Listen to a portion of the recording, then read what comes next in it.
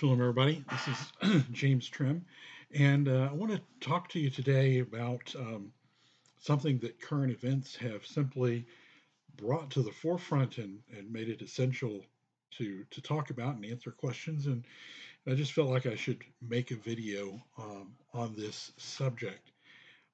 Strangely enough, Russia in prophecy, in biblical prophecy. Um, a lot of people might think that it's outlandish to talk about, a modern nation like Russia in terms of biblical prophecy. One person online said that it was anachronistic, but in fact, it's really not. And I think you'll find it fascinating um, that, in fact, there is biblical prophecy in that's very clearly talking about Russia in the last days. And the primary place I want to start is Ezekiel chapters 38 and 39.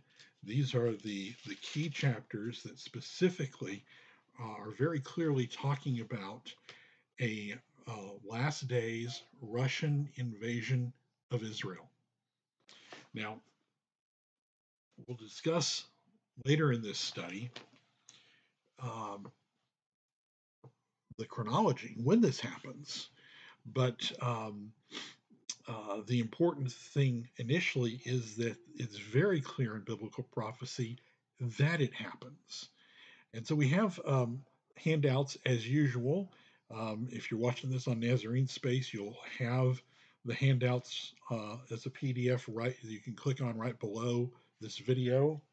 And if not, if you're watching on YouTube, the comments, the description of the video will have a link where you can find the handouts. We usually do these studies with handouts, just kind of my teaching style. And there's a lot of things just in the last, I would not have even imagined I'd be making this video a month ago.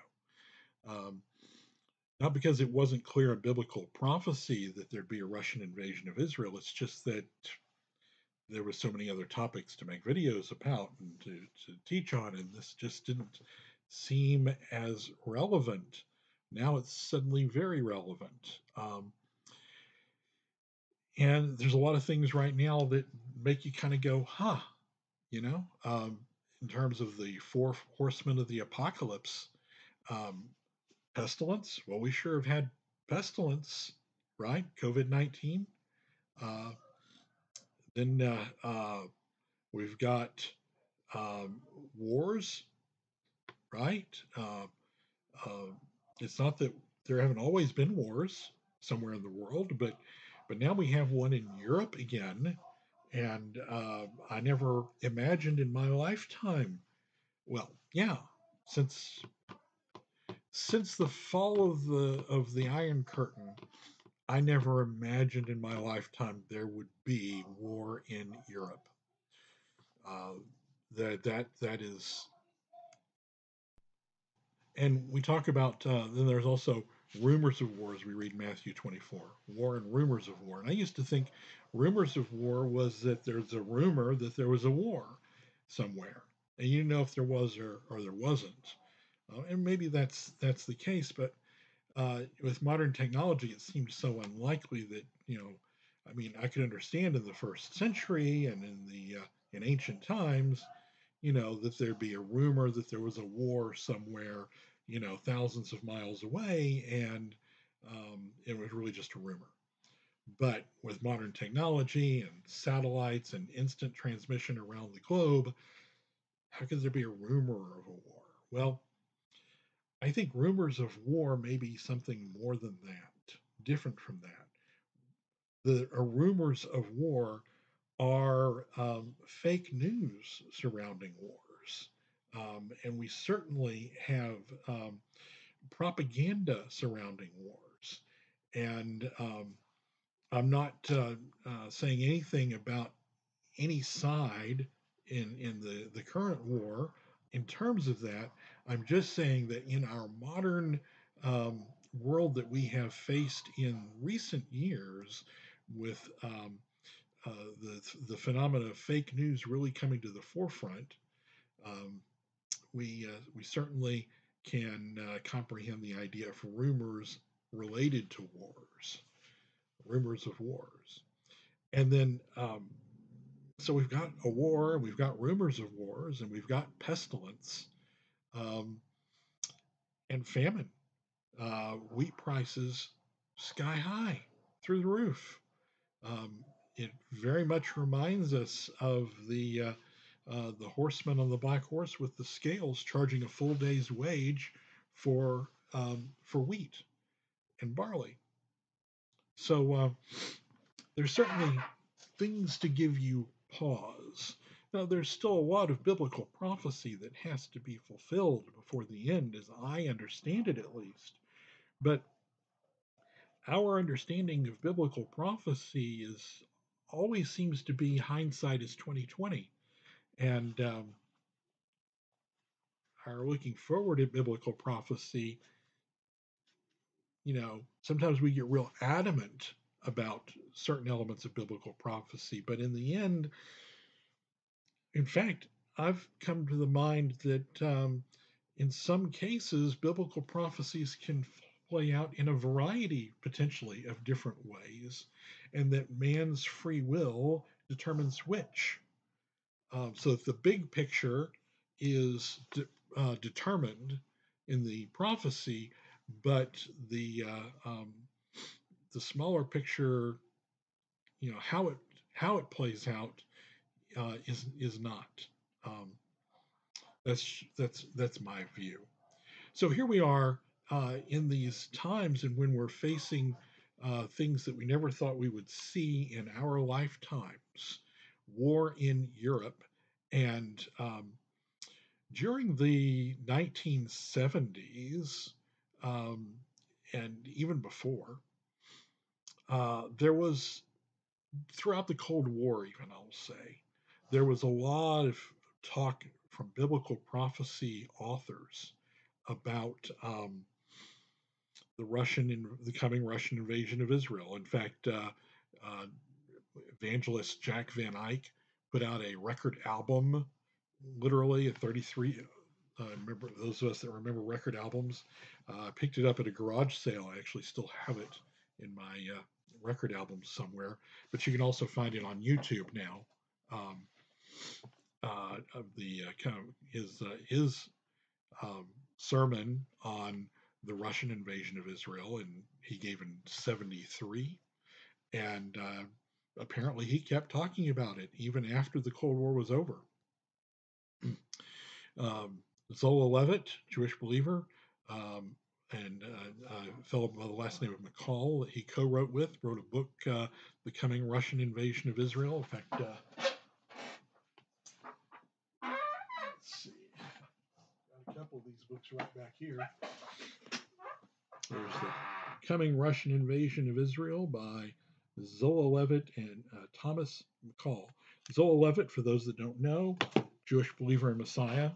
Um, Not a Messianic Jew, Hebrew Christian, but a Jewish believer in the Messiah who produced a TV show and a number of books back in the 70s and 80s and um, into the 90s, I believe. Um, and he wrote this book on the coming Russian invasion of Israel. The Late Great Planet Earth, bestseller, 1970 came out. Hal Lindsey made Hal Lindsey famous and I assume wealthy. 2 million copies in print in this edition, and this is one of many editions. This thing was published. This is the seventh printing.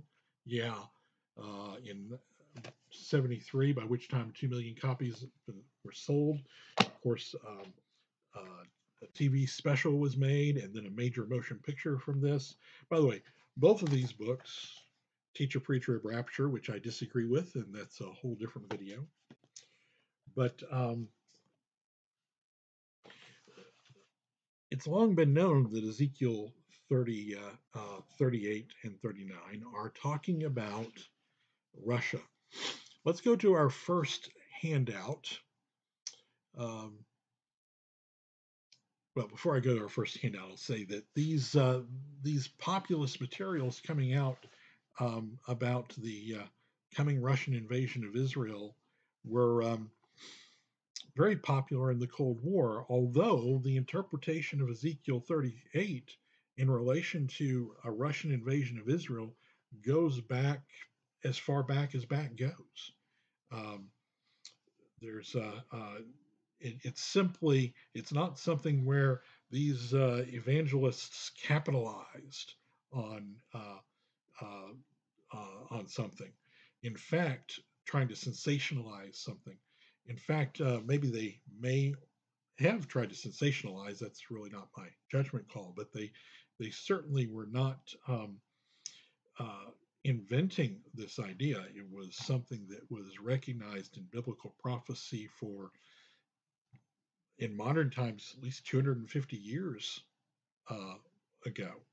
And there's really never been a time when students of uh, uh, biblical Hebrew and students of Ezekiel didn't recognize that this was a prophecy about the land that we now call Russia. Oh, another resource on this. Yeah. Of course, he had a different take.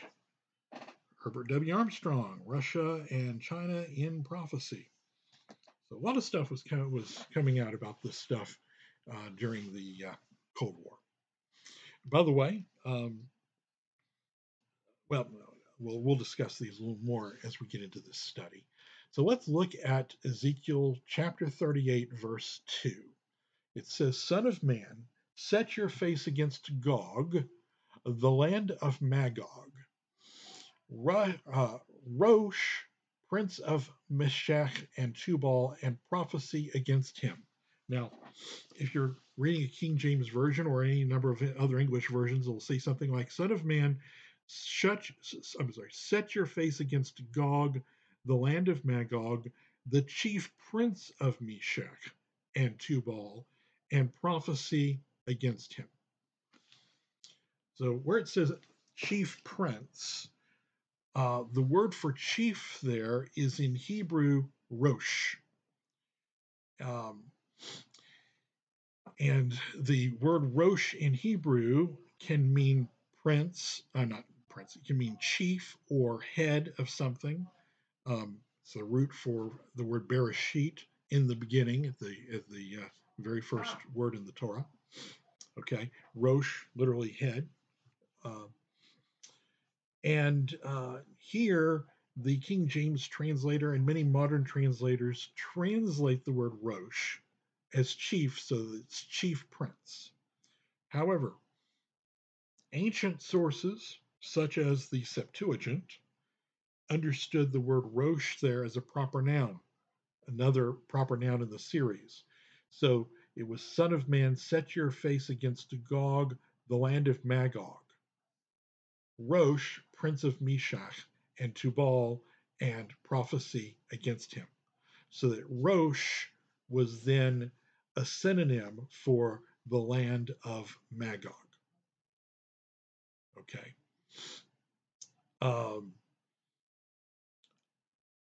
If we look in Genesis chapter 10, verse 2, we see that these are references to sons of Japheth. Genesis 10:2, the sons of Japheth, Gomer and Magog and Madai and Javan and Tubal and Meshach and Tiras. The book of Jasher says in chapter 10, verse 14, concerning the children of Meshach, it says the children of Meshach are Shivashani, which can mean disruptive, and the children of Tiras are Rushash,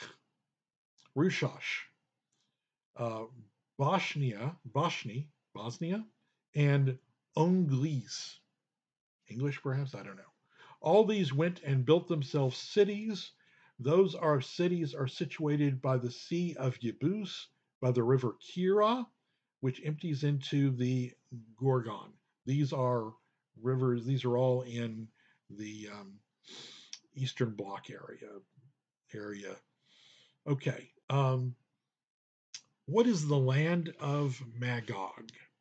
And the answer is that um, it's not something that we've just suddenly come up with in the last, 100 years or something to label it Russia. Um, Flavius Josephus, first century Jewish historian, commenting on Genesis 10:2, said in Josephus' Antiquities, Book 1, Chapter 6, Section 1, Magog founded those that from him were named Magogites, but who are called by the Greeks Scythians.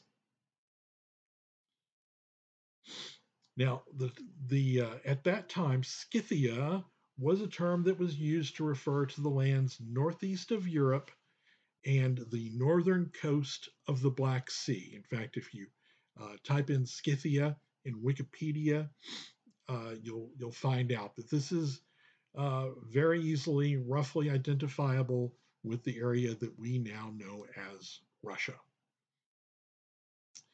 The next word, Rosh, which some translations translate chief, but which the Septuagint recognizes in the Greek Septuagint. The Greek Septuagint translators understood it as a proper noun, which they rendered in Greek rus. And in fact, Rus is the name of the peoples from which we get the word Russia. In fact, our word Russia comes from the Greek Rusia, and this is right here in your footnotes, the Greek Rusia, which adds the ia ending to Rus, more or less the land of the Rus, the people known as Rus, or Rosh. Now you have to understand that Greek does not have a sh sound, so it uses a s sound instead. And the vav in Rosh could also be pronounced u. It could be Rosh or it could be Rush. There are no written vowels. There's no way to determine in the Hebrew text, in the written Hebrew text, anciently, whether it was Rosh or Rush. And then it says that these people were, according to Ezekiel 38:2, that Rosh, or Rushia, in other words, Russia, the land of Magog, was prince of Meshach and Tuval. And what do you know? Meshach. Let's look at Meshach.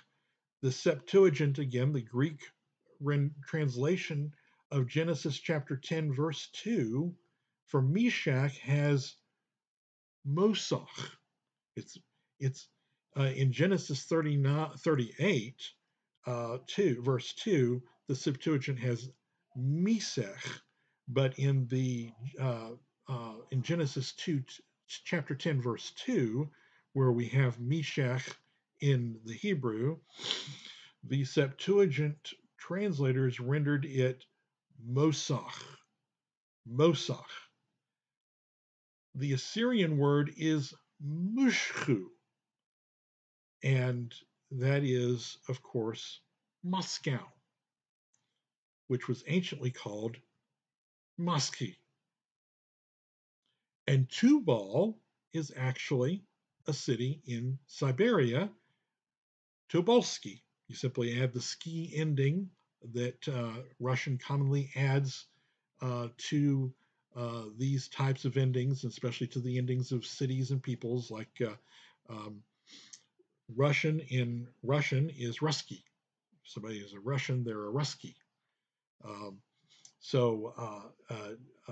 It's kind of like how we would add a city name, add ville to the end of it. So we would have Oakville or something. So we have Tubalsky instead of Tubal, a city in Siberia.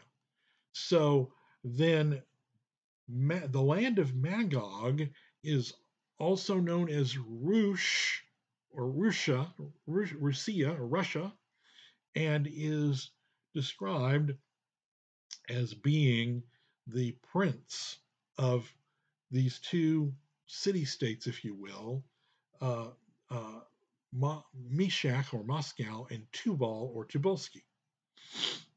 This is not wild and crazy stuff. In fact, if you look into standard biblical resources, Halley's Bible Handbook, Unger's Bible Handbook, Ehrman's Bible Handbook, many Bible commentaries, standard Bible commentaries on Ezekiel, you will see, and on Genesis 10, you will see that it is widely regarded and accepted and has been for hundreds of years that this entity that comes down to invade Israel in chapters 38 and 39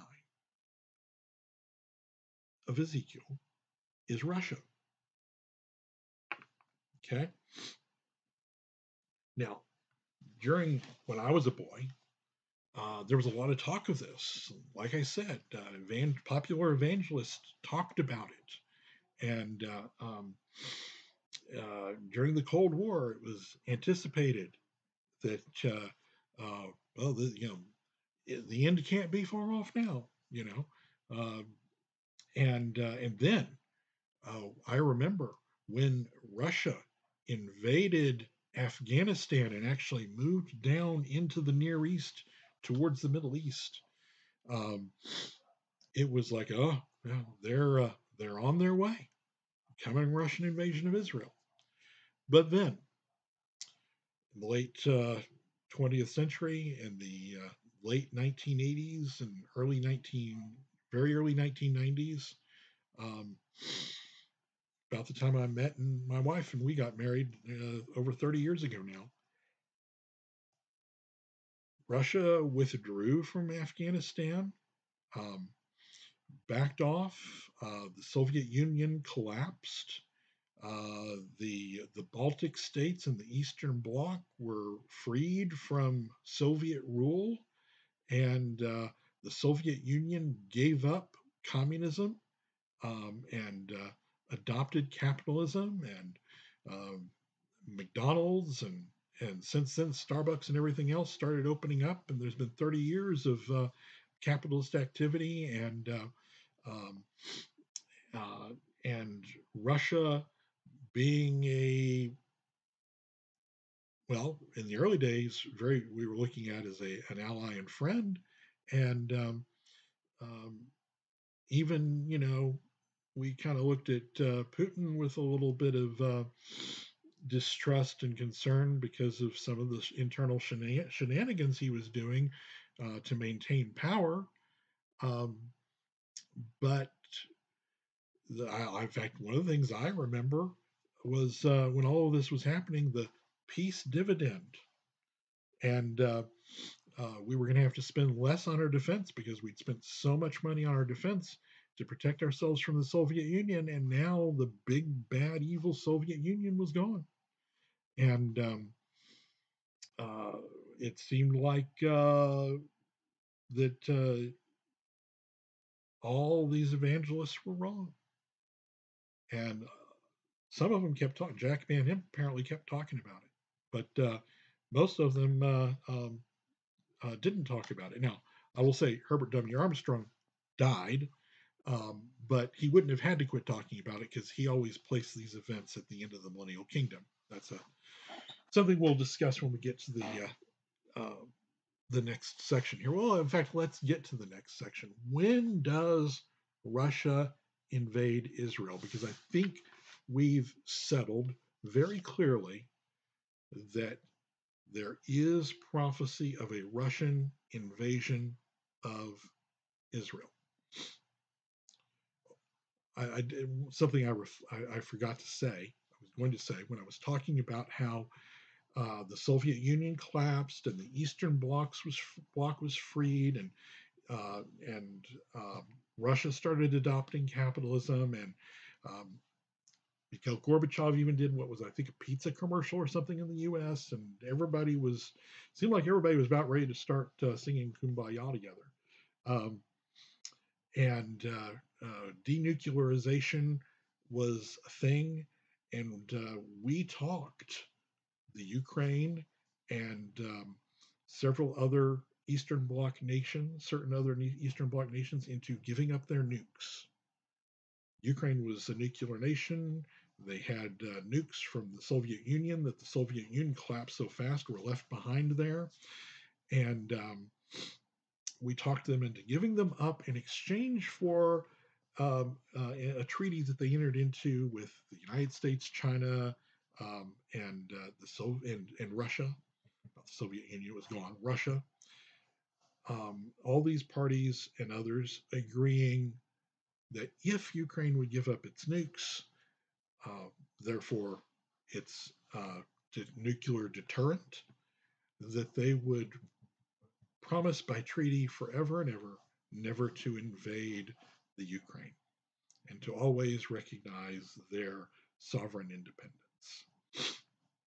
But of course, as Hitler said, it's just a piece of paper. Okay, let's now go on to when do these events transpire? Do we need to be worried? Certainly, we should never be off of our guard. But when does this event take place? Because what's happening now, Ukraine obviously isn't Israel. Um, there's nothing in biblical prophecy that I'm aware of that in any way deals specifically with Russia's invasion of Ukraine, except that now, after 30 years roughly of Russia playing nice, and these prophecies looking like, oh, well, they may occur someday, but probably not in my lifetime. And now, in the last less than 30 days, in the last last couple of weeks, a little more than 3 weeks, I guess, at this point, suddenly the Iron Curtain is back up, and Russia is not playing nice, and Russia is invading neighbors, the Ukraine. And it's not like Russia hasn't not played nice before a little bit, but not. But this is quite a bit stronger than anything, and it's resulted in the Iron Curtain going back up very quickly, and things may turn around.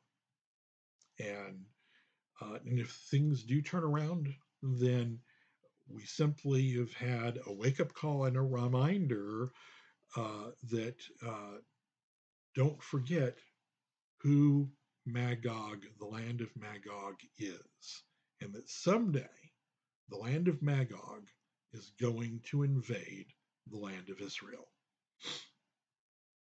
It doesn't go well for Magog, by the way. It's the end of the line for the land of Magog when they try and invade Israel. So when does it happen? Well, there's three different theories that I want to present to you. There may be others, but I'm aware of three theories on when Russia invades Israel. The first theory I want to present in order is before the tribulation, that Russia could invade Israel more or less anytime. That's the theory of this book here by Thomas McCall and Zola Levitt. And of course, it's got a hammer and sickle here because it's communist Russia that they were concerned about at the time. But their position, and I quote from page 55 of this book: many competent interpreters of prophecy have equated the king of the north with Ezekiel's Gog, who perpetuated the Russian invasion. This is one of the controversies existing about just when the Russian invasion occurs in the scheme of things. Naturally, if the king of the north is Gog, then the Russian invasion would occur after the Antichrist's blasphemy or about halfway point of the tribulation period. The king of the north reacts to Israel's revolt. We are disinclined to equate these two invaders. Ezekiel's Gog comes from the uttermost north. By the way, that's Ezekiel 38. Um, and what's Ezekiel 38?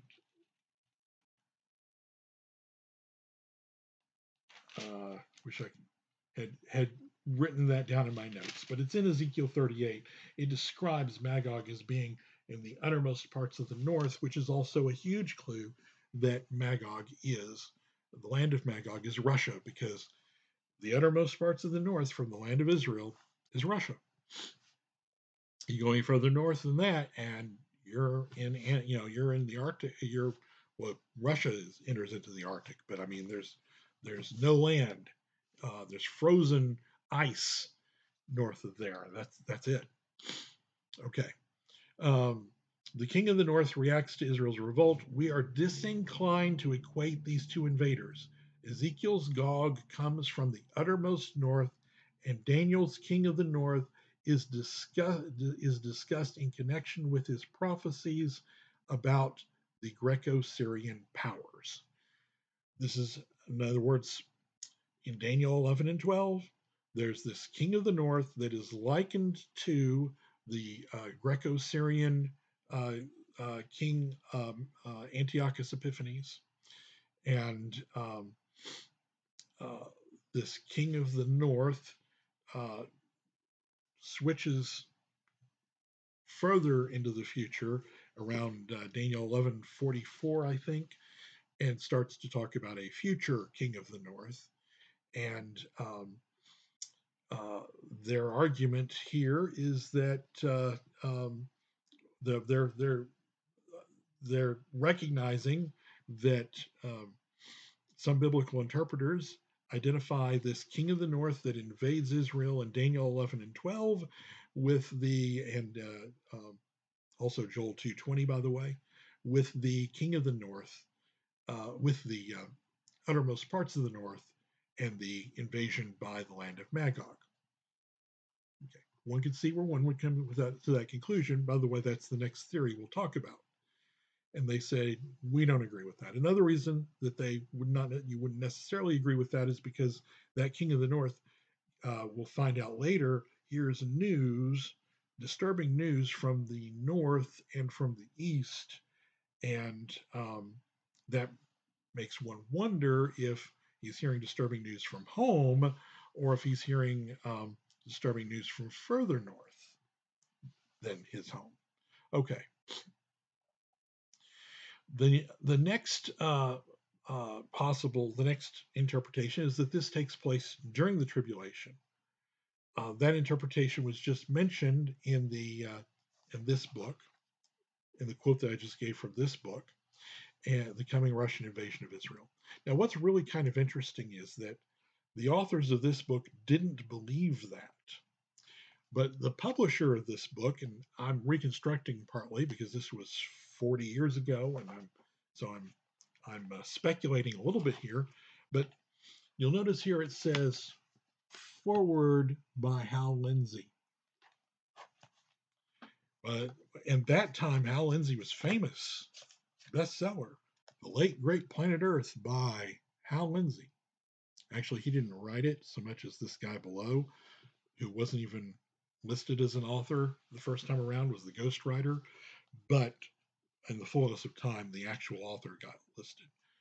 But Hal Lindsey did participate. He just didn't actually in the writing. They co-wrote it, but he didn't write the actual draft. So in this book, we have a quote here in our handout. There are several clues in Ezekiel's prophecy which establish the time to which it applies. First, several times in the prophecy it is ascribed to, quote, the latter years, Ezekiel 38:8, and the latter days, which have been previously noted, Ezekiel 38:16.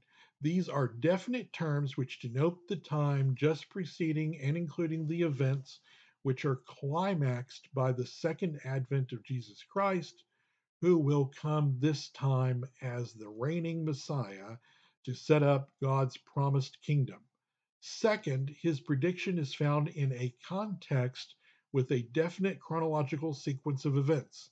Ezekiel 36 and 37 speak of the final restoration of the Jews to the land of Palestine, a restoration from which they will never be scattered again. That's from the late great Planet Earth, page 49, uh, published in 1970, this book here. And remember, Hal Lindsey wrote the foreword to this book, a book which he actually disagreed with because he placed the events in the tribulation, and this book says, nah, not in the tribulation. It's not the king. That Gog and Magog are not the king of the north. That's what the book says. So he was asked to write a foreword to the book, and the foreword that he wrote is that short. Just a paragraph. I wonder if he didn't have his heart in it. He was asked to write the foreword, maybe even told to write a foreword. But it appears to me that he didn't read the book. He read the title of the book and knew what he had said on the subject, and he figured everybody agreed with him. And if he didn't agree, if it disagreed, why was anybody asking him to write a foreword? It was probably the publisher that asked him to write the foreword. And so he wrote in that foreword, "We are living in electrifying days of fulfillment of ancient biblical prophecies. At just the time that the predicted king of the north is making obvious moves towards securing a foothold in the Middle East, and that whole or part of the world has become the focal point of all nations, this clear and timely exposition of Ezekiel 38 and 39, setting forth Russia as the king of the north, couldn't be more relevant, except it doesn't. It says exactly the opposite. I feel this book is a must for everyone who wants to know where we are on God's timetable." Yet Hal Lindsey didn't even read it before writing his foreword, because he said that it said things that it actually said exactly the opposite, as we saw in, on our handout here on page 55, where it says, well, we're disinclined to agree with that. So these are just examples. There are other books out there, but Hal Lindsey says it happens during the tribulation, and this book says, and that it's identifiable with the king of the north prophecies in Daniel 11 and in Joel chapter 2, verse 20. And this book says, no, it's a completely separate event that occurs before that. It's that Gog and the land of Magog will invade Israel sometime before the tribulation, and in the tribulation, the king of the north will invade Israel in a separate event. The third interpretation is found in, the example I have is from David Stern's Jewish New Testament commentary, but it's also the point of view of this little booklet that was put out by the old Worldwide Church of God back in the days of Herbert W. Armstrong. This particular copy, shortly, not long after his death, but while the Worldwide Church of God was still teaching his view.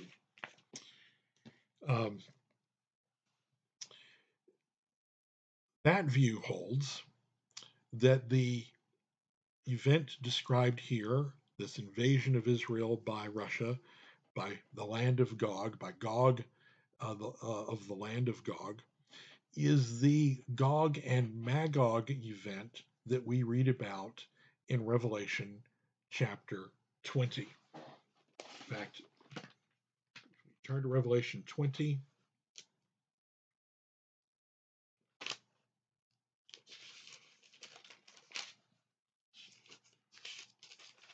in verse, that's 20, in verse 8. We'll start in verse 7. And when the 1,000 years are expired, Satan shall be loosed out of his prison and shall go out to deceive the nations which are in the four quarters of the earth, Gog and Magog, to gather them together to battle, the number of whom is as the sand of the sea. And they went up on the breadth of the earth and encompassed the camp of the saints about the beloved city, and fire came down from God out of heaven and devoured them. This argument argues that that's the same event, that both Gog Magog events are the same event, and that therefore Ezekiel 38 and 39, the invasion of Israel, the Russian invasion of Israel, takes place near the end of the millennial kingdom. And an argument against that is, of course, that ends differently. But another let me talk a little bit more about some of the arguments for it. First of all, let me read David Stern, Jewish New Testament commentary on Revelation 20, verse 8. He says, compare the structure of Ezekiel 36 through 48 with Revelation 20 through 22. Ezekiel 36 through 37 speaks of Israel's salvation, with David ruling over them. Compare this chapter, verses 1 through 6. In Ezekiel 38 through 39, Gog from Magog interrupts this rule with an eschatological battle in which the nations come against his kingdom. Compare this to verses 9 through 11. The final order is described in Ezekiel 40 through 48 in terms of a rebuilt temple in a new Jerusalem. Compare Revelation 21 through 22. In both places, a temporal kingdom is followed by an eternal kingdom after a final war. So he likes to identify the Gog Magog invasion of Israel of Ezekiel 38 and 39 with the one in Revelation chapter 20, verse 8. And there's a good argument to be made. Both arguers, if you will, both schools of thought, argue based on the context in Ezekiel. This booklet also does the same thing, arguing similar chronology to David Stern, arguing also, if you look at the prophecies in Ezekiel, the valley of dry bones, then is the return of the Messiah, and the physical resurrection, and the restoration of Israel, and then the two sticks prophecy. In this interpretation, then, is the return of the 10 tribes in Ephraim to the land of Israel as well, and their reunion. The two sticks prophecy then is taking place in the millennial kingdom, according to Armstrong's interpretation, and and then we get to Ezekiel 38 and the Russian invasion of Israel at the end of the millennial kingdom. Excuse me. However, supporters of the other views interpret Ezekiel a little bit differently. Supporters of the Hallenzi King of the North Magog view will say that Ezekiel 36 is, Ezekiel 37 and the Valley of Dry Bones and the two sticks reunion prophecy are the restoration of Israel in 1948. And then we have the Gog Magog event in Ezekiel 38 and 39, and then Ezekiel 40 through 48 deal with the millennial kingdom. And so they say that that's how they see the chronology is working. Although Zoe Levitt and McCall didn't use this chronology, were they alive today, they might argue that Ezekiel 37, the Valley of Dry Bones, predicts the restoration of Israel in 1948. The Two Sticks prophecy predicts the Two House movement of the very early 21st century, very late 20th century, the turn of the century, really. And that the fulfillment of Ezekiel 39 can be any time now, of 38 and 39, and then chapter 40 through 48 is the return of the Messiah and the establishment of the Messianic kingdom. Okay, so there's good arguments to be made. And by the way, the interpretation of Ezekiel 37 doesn't have to be a single one of those things. Prophecy can have multiple interpretations, um, multiple valid interpretations. A really good example of that is in Matthew 24, when Yeshua refers to the abomination of desolation, spoken of in the book of Daniel as a future event, and we recognize it and identify it with the midpoint in the 7-year tribulation, um, with the activity of the anti-Messiah. And yet, if we look at the references to the abomination of desolation in Daniel, they appear to refer or have been fulfilled, at least on a certain level, by Antiochus Epiphanes and the desolation of the altar preceding the event celebrated by Hanukkah. So these don't have to be Ezekiel 37, the dry bones prophecy can predict the physical resurrection and the 1948 restoration of Israel. There's certainly room to give both schools of thought a possibility, and it is in fact reasonably possible that any one of these um, possible plans, ways that this will be fulfilled, timetables, if you will, for the Russian invasion of Israel. Any one of them could actually be the potential valid fulfillment of the prophecy. And whether it takes place before the tribulation, during the tribulation, or at the end of the millennial kingdom, I think, first of all, whether it's synonymous with the one at the end of the millennial kingdom. There is one at the end of the millennial kingdom. The question is it the same one? There is a King of the North prophecy in Daniel that takes place in the tribulation. But whether the Magog invasion of Israel will be an invasion that precedes that of the King of the North, or whether it will coincide with the invasion by the King of the North, or whether it will coincide with the Magog event at the end of the millennial kingdom, these things may actually be up to the free will of man. They may be 3 different ways that prophecy can be fulfilled. So, what can we learn?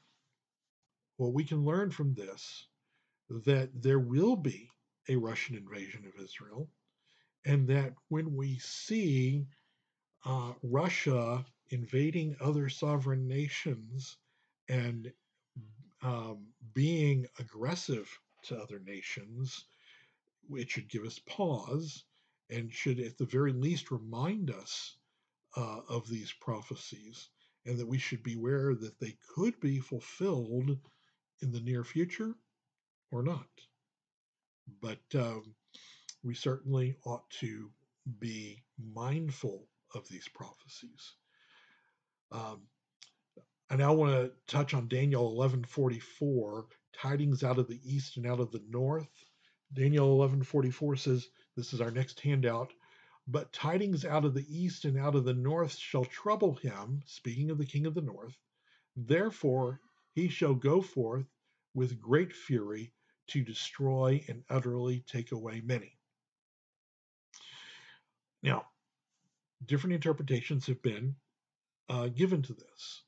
Um, some will say that since the king of the north hears uh, tidings out of the east and out of the north, that out of the east and out of the north is Russia. In fact, Herbert W. Armstrong makes that point that if you look at the globe in Israel, land of Israel, you'll see that north and east of it is Russia, or Russia and China combined, and that's where the king of the north is hearing these tidings from. Now, from Herbert W. Armstrong's interpretation, then he says that means the king of the north isn't Magog. He's he's actually hearing terrible news from the land of Magog, and he has to go deal with a new front that distracts him from his war with Israel. Um, that's his interpretation. Um, Another interpretation is that he hears bad news from back home. Okay, but there is a number of biblical interpreters that understand this to refer to either out of the east and out of the north as Russia, or Russia and China, with China being the east. Um, that for that reason, I am going to go ahead and cover this prophecy in Revelation chapter 9, verses 13 through 21. I'm not going to read the whole prophecy. Six angels sounded and heard a voice from the four horns of the golden altar, which is before God. This army that is described is coming out, saying to the sixth angel, which had the trumpet, loose the four angels which are bound in the great river Euphrates. And the four angels were loosed, which were prepared for an hour and a day and a month and a year, for to slay the third part of men. And it says, the number of the army of the horsemen were 200,000. That's 200 million. Some interpreters have said this is the East. The news that he hears out of the East relates to these guys, because China is the only nation that has the ability, except perhaps India, population wise, to raise up an army of 200 million soldiers. Um, with a population currently of nearly 1.5 billion people, China could conceivably raise up an army of 200 million people. The population of the entire United States is only 350 million people. So um, that's a vast and huge army. So I did just want to touch on that. And then finally, one last prophecy I want to look at. And that is in Daniel chapter 7. All right, Daniel chapter 7, and starting in verse 2. Daniel spake and said, I saw in my vision by night, and behold, the four winds of the heavens strove onto the great sea, and four great beasts came up from the sea, diverse one from another. And then he goes on to describe these four beasts. The first was like a lion and had eagle's wings. Verse 4, verse 5, another beast, the second like a bear. Verse 6, and behold, into another like a leopard. And then um, the fourth beast was a dreadful and terrible beast in verse 7. Um, there is a parallel between Daniel 2 and Daniel 7. And there is an initial uh, interpretation of these four kingdoms as paralleling the prophecy in Daniel 2, by which the first represents Babylon. The first beast represents the kingdom of Babylon. The second beast, the bear, represents the kingdom of Medo Persia. The third represents the kingdom of Greece, and the fourth uh, represents the kingdom of uh, the Roman Empire. Okay, and then we could go on after that with the ten horns and whatnot. I'm not really delving into that kind of area of prophecy, and all of that is absolutely correct. I'm not going to take issue with that. I could, in fact, someday will do a more in-depth study on that very thing. But I want to talk about a what has been talked about that by some prophecy teachers, that there's a secondary interpretation to some of these prophecies that uh, in addition to this initial interpretation. The first beast then was like a lion and had eagle's wings. I behold till the wings thereof were plucked off, and it was lifted up from the earth and made to stand upon the feet as a man, and a man's heart was given to it. Is um, understood as potentially a last days prophecy about the United States and Britain. Britain being represented by a lion, the eagle's wings representing America, and the eagle's wings being plucked off in 1776 from the lion. Verse 5 is the second beast. I'm going to come back to it. Verse 6 then is another like a leopard, which had upon the back of it four wings of a fowl, and the beast also had four heads, and a dominion was given to it, which is normally understood as being representing the kingdom of of Greece. But as a secondary meaning, has been speculated that it could refer to a last days kingdom of Germany. Um, the the kingdom of Germany uh, before uh, the well the Weimar Empire before that at one time the emblem was the leopard, the black leopard without spots, but the leopard. And in the 1960s, when Germany was allowed to start rebuilding its military, they named their tanks Leopard tanks, and they're still called Leopard tanks. Um, so the Leopard could be then understood as representing Germany, um, and perhaps the European common market dominated, or not the common market, I keep calling it that because of my age, the European Union dominated by Germany, its leading power. And verse 5 then beheld another beast, the second like a bear. The bear is the symbol of Russia. They're traditionally. In fact, Ronald Reagan did an ad, a political ad, about Russia symbolizing it as a bear because it's the traditional symbol for Russia. Second, like a bear, is raised up itself on one side, and it hath three ribs in the mouth between the teeth of it. And they said thus unto it, Arise, devour much flesh. The three ribs, it's been speculated, represent the three Baltic states that are threatened by Russia.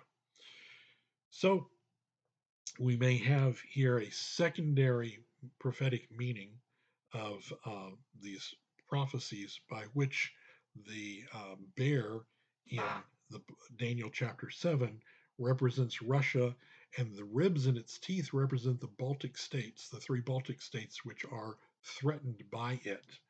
Um, so that's some food for thought. It's certainly not as clear cut as the Gog Magog prophecy of Ezekiel 38 and 39, where it is very clear um, that there is absolutely a prophecy of a coming Russian invasion of Israel. We don't know. We can argue and get real adamant about it. I don't like to get too adamant about prophecy. I find that it's a mistake to get too adamant about how prophecy is going to unfold. Um, But there, the coming Russian invasion of Israel could happen. It could happen in the near future.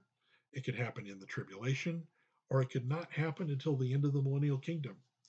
But it is going to happen because it is in biblical prophecy. And there is no question, I think we've made that very clear with the documented information in our handouts, that the land of Magog is Russia. All right. Um, we're going to do some more videos soon. And I want to encourage everybody to please donate to support this work, these videos that we produce, and the other materials that we produce free on the internet um, by going to the link, which I will put in the comments section, or simply sending donations by PayPal to donations at wnae.org. wnae.org.